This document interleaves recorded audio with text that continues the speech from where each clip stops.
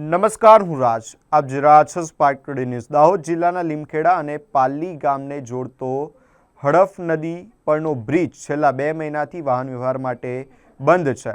માર્ગ અને મકાન વિભાગ દ્વારા લાખો રૂપિયાના ખર્ચે રિપેરિંગ કામગીરી હાથ ધરાઈ છે, પરંતુ કામ ધીમી ગતિએ ચાલી રહ્યું હોવાના કારણે સ્થાનિકોમાં રોષ જોવા મળી રહ્યો છે. અંદાજે 60,000 જૂના બ્રિજના રિપેરિંગ માટે 1 વર્ષ અગાઉ રૂપિયા 76 લાખનો ખર્ચ કરવામાં આવ્યો હતો. હવે ફરીથી આશરે રૂપિયા 80 લાખના ખર્ચે રિપેરિંગ કામ ચાલી રહ્યું છે.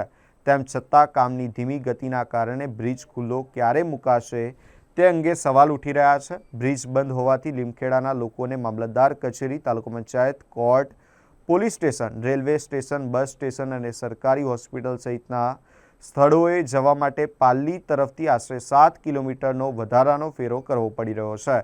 બ્રિજ બંધ હોવાના કારણે બીમાર દર્દીઓ, વિદ્યાર્થીઓ તેમજ રોજિંદા અવરજવર કરતા લોકોને ભારે મુશ્કેલી પડી રહી છે. એસટી બસોની અવરજવર પર પણ તેની અસર થતાં મુસાફરો પરેશાન છે. આગામી તહેવારોને ધ્યાનમાં રાખીને વેપારીઓમાં પણ ચિંતા જોવા મળી રહી છે. બ્રિજ બંધ રહેતા લીમખેડાના બજાર અને વેપાર ધંધા પર પણ અસર પડી રહી હોવાનું સ્થાનિકોનો દાવો છે. સ્થાનિક ગ્રામજનો અને વેપારીઓની માંગ છે કે રિપેરિંગ કામગીરીમાં ઝડપ લાવી બ્રિજને વહેલી તકે વાહન વ્યવહાર માટે ખુલ્લો મૂકવામાં આવે. હવે માર્ગ અને મકાન વિભાગ દ્વારા કામગીરીમાં કેટલી ઝડપ લાવવામાં આવે છે અને બ્રિજ ક્યારે શરૂ થાય છે તેના પર સૌની નજર છે. હડફ નદીના બ્રિજના કામના કારણે કામનું ધીરી ગતિથી કામ ચાલવા કારણે વેપારીઓ, ધંધા રોજગારવાળા હેરાન થાય છે. તાલુકા પંચાયત, કોર્ટ કચેરીમાં, સરકારી ઓફિસોમાં જવાવાળા તમામ માણસો બ્રિજ ફરીને જાય છે અને છતાં 2 મહિનાની મુદત થઈ છતાં બી કામ પૂર્ણ થયું નથી. પબ્લિકની તમામ લોકોની એવી માંગ છે કે જલ્દથી જલ્દ કામ પૂરું થાય તો લોકોના તહેવારોમાં ધંધા રોજગાર